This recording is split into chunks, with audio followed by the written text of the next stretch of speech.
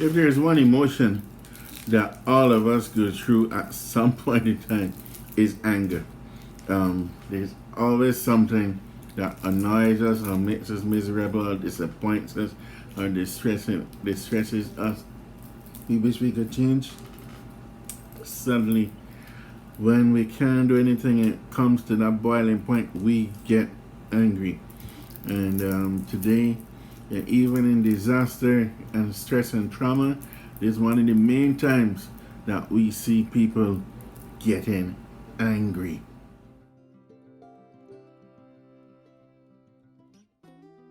Greetings, ladies and gentlemen. This is Major Kellman, District Officer for the Salvation Army in Belize in Central America.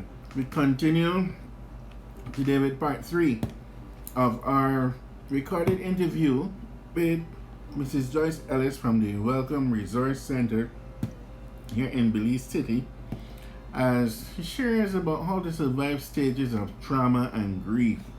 And today we pick up on dealing with the stage of anger. Let's continue our interview now with Mrs. Ellis. Oh, for the people then that expend the energy, come after the bargaining and realizing that it seemed like there is no hope, or this, or are they going now to go through a long period of health or a long period of recovery after a major surgery or something like that? You find the emotions get high, and this third stage where they talk about the anger, people get angry. First of all, when it comes to diseases, people tend to get angry with themselves first, because most diseases has to do with your lifestyle. And so you would go like, well, I know I shouldn't have been eating so much salt or sugar, or I should have been exercising, or I shouldn't have been drinking, and things like that. We know our underlying condition. So we start blaming self first. And then when that doesn't work, then you start blaming the individuals around you. That you shouldn't bring this in the house, and you shouldn't bring that, and things like that. Yeah.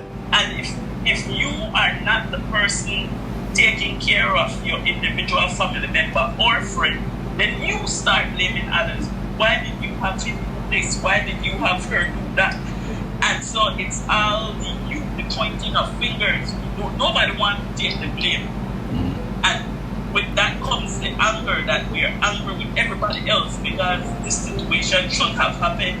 If not, we're not saying if we all should be vigilant. At that time, we're thinking that, you know what, everybody else should have known except me. Yeah. This is a tough spot to be, really. I know. You know, when you come to that point of frustration, and you think that you can do something, but you realize the thing is out of their hands. And I think, especially during this COVID time, I think about the people who had to be separated from families. Yeah, because this, especially like when you go to the hospital, I can't visit because you're in isolation. So I don't know what's happening with you. You don't know what's happening with me. I think that make it even more frustrating. Yeah, it makes it even more frustrating and difficult, even when it comes to the numbers of persons at a funeral. I mean, a family has more than 10 individuals. Yeah. And then how would you just choose who are we going to this funeral? Although they could get it live on different social medias, people want to be physically there. Yeah. And that in itself shows anger, because the family start disputing with each other. Because if you have 5 children and each child of yours have 4 or 3 grandkids, say it's the grandmother who passed away, everybody would want to be there. So that the anger, you would see the anger more now during this time of COVID than when it was before. Because people were satisfied that, you know what, I done and I bury me dead, and I'm okay with that. Right. So first, if I don't have to talk to a family member again, then that's it. The glue that holds us together is already there. That things like that. So Yeah, I have to say nothing to you. Yeah. But if you don't get that closure, then that's when the anger just keep building up and building up and building up, which in itself doesn't work well for our mental health. Yes. So, what in a stage like that now? How would you deal with that person?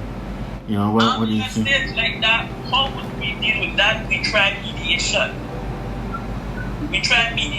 We get everyone to let go of everything, let go of what is on your chest.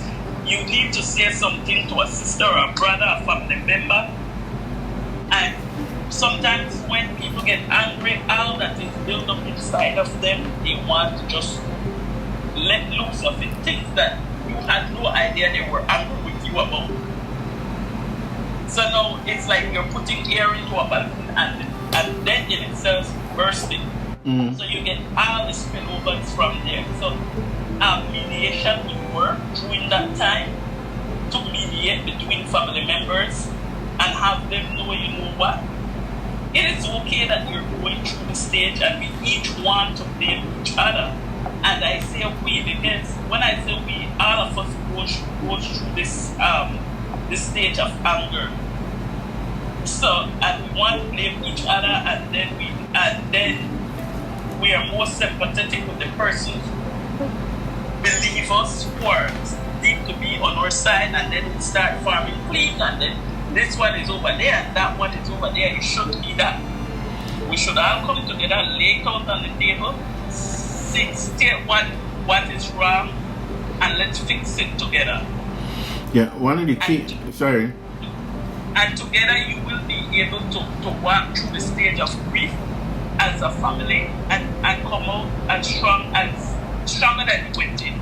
Yeah, that's why I was coming to that because everybody experience these stages at the same time, but not the same stage, which means that if you can come and sit down together and express what's happening with you, then the others may be a bit more sensitive and realize that is really some other thing that triggering your behavior.